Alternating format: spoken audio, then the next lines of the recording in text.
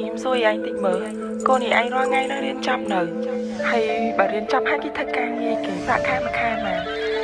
ដោយសារអីខ្ញុំឃើញកូនគេកូននេះឯងវាយប្រហែលគ្នាហ្នឹងតែកូននេះឯងខ្ញុំមិនដែលឃើញនៅផ្ទះសោះ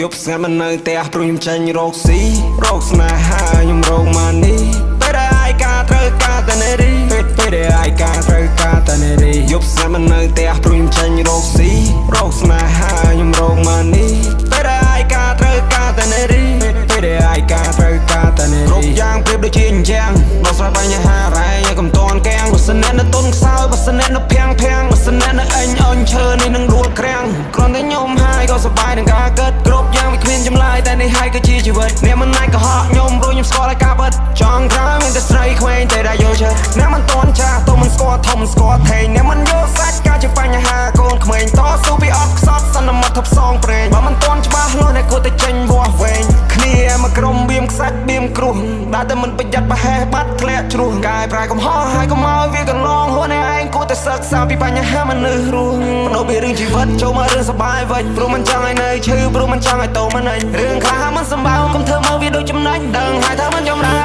មិនព្រមដកចាញ់នេះយ៉ាងលុយយ៉ាងលេងនឹង Superstar នេះយ៉ាងចូលមកនឹង100ដុល្លារនេះយ៉ាងផឹកស៊ីសប្បាយហឺហាខ្ញុំនេះដើមមកអនដែរទៅពិសេសកុំខ្លាចអ្នកណាធូហ្វាយអូមិនចង់និយាយច្រើនខ្ជិលបោស្រ័យអធិប្បាយជាដើមនៅឲ្យស៊ីបាយខ្ញុំសប្បាយជាមួយនឹងលុយដែលខ្ញុំរកខ្ញុំចំណាយទៅលើតែស្រីក្មេង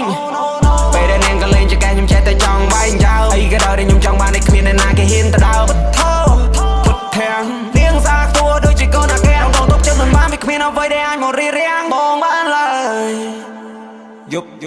យប់ស្ងាត់មិននៅផ្ទះព្រោះខ្ញុំចាញ់រោគស៊ីរោគស្នេហាខ្ញុំរោគម៉ានីពេលដែលឯកាត្រូវការតែនារីពេលដែលឯកាត្រូវការតែនារីយប់ស្ងាត់មិននៅផ្ទះព្រោះ